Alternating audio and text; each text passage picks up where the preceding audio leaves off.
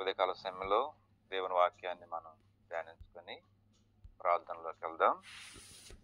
యెషయా గ్రంథం 30 అధ్యాయము 1వ వచనం చదువుకుందాం. యెహోవా వాక్కు ఇదే,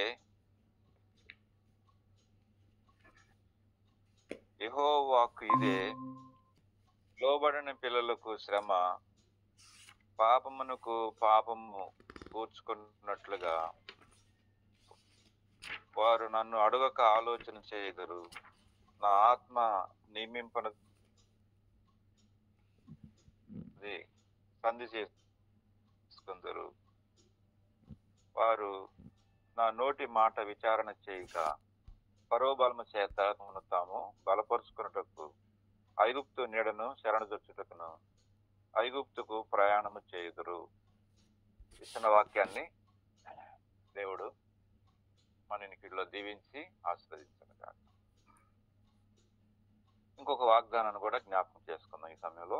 19వ వచనం, సియోనులో యెరూషలేములోనే ఒక జనము కాపురముండును.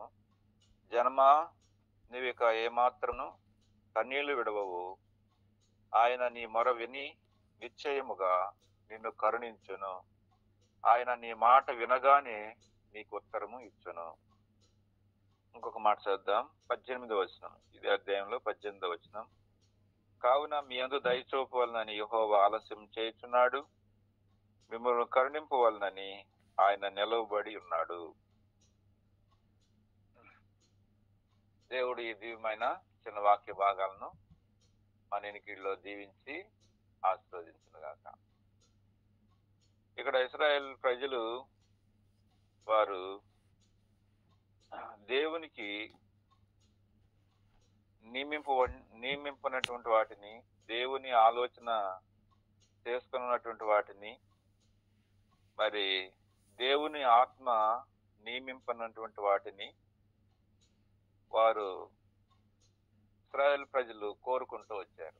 ఇశ్రాయేల్ ప్రజలు కోరుకుంటూ వచ్చారన్నమాట. ఆ ప్రజలు కోరుకోవటానికి గల కారణం ఏంటంటే,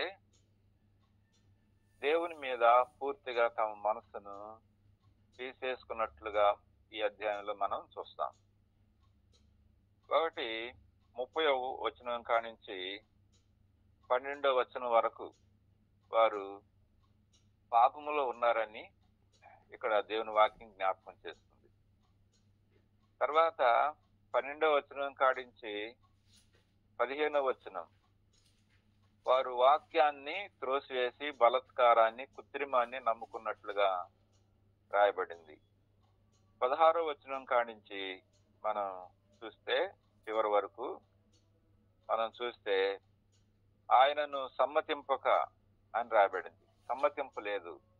వారి సొంత ఆలోచన ప్రకారంగా వారి ఆలోచనల ప్రకారంగా వారు నడుచుకున్నట్లుగా మనం చూస్తాం. కాబట్టి ఒకటి పాపము, రెండవది దేవుని వాక్యాన్ని త్రోసివేయటము, మూడవది దేవునితో సమ్మతింపలేదు. దేవునితో సమ్మతింపకుండా తమ మార్గాల్లో వారు జీవించినట్లుగా మనం చూస్తాం అన్నమాట. ఇలాంటి ప్రజలు చివరికి ఎలాంటి వారుగా మారిపోయారు అంటే, చాలా మరి వారి పరిస్థితులు చాలా కష్టముగా మారిపోయినాయి అన్నమాట. 20వ వచనంలో చూస్తే, ప్రభు నీకు క్లేశాన్న పానములు ఇచ్చును, ఇక మీదట నీ బోధకులు దాగి ఉండరు, నువ్వు కన్నులారా నీ బోధకులను చూసేదవు. నువ్వు కుడి తట్టైనను ఎడమ తట్టైనను తిరిగినను ఇదే త్రోవ, దీనిలో నడువుడని నీ వెనక నుండి ఒక శబ్దము నీ చెవులకు వినబడును.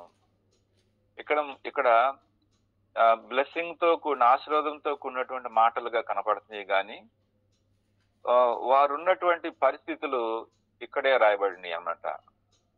క్లేశాన్న పానములు ఇచ్చును, నీ బోధకులు దాగి ఉండరు, నీ బోధకులను చూసేదవు, నువ్వు కుడి తట్టైనను ఎడమ తట్టైనను తిరిగినను అంటాడు.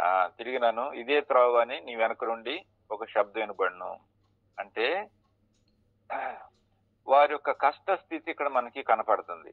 వారు బోధకులు లేనివారుగా, క్లేశాన్న పానములు తినేవారుగా, తర్వాత వారు దేవుని స్వరాన్ని గుర్తుపట్టినటువంటి విధానాల్లో వారు జీవించడం అనేది మనం ఇక్కడ చూస్తూ ఉన్నాం. కాబట్టి ఇలాంటి దుస్థితిలో ఉన్నటువంటి ప్రజల్ని మరి దేవుడే కరుణించాలి. ఈ వారు చేసిన తప్పులు మనం మొదటే చూసాం కదా.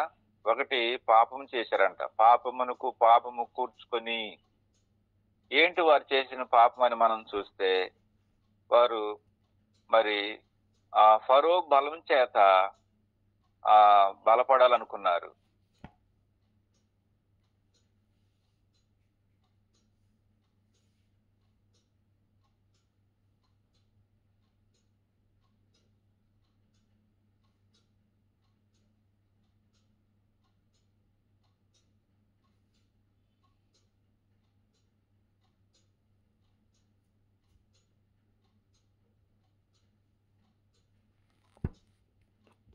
బ్రదర్ వాయిస్ రావట్లేదు.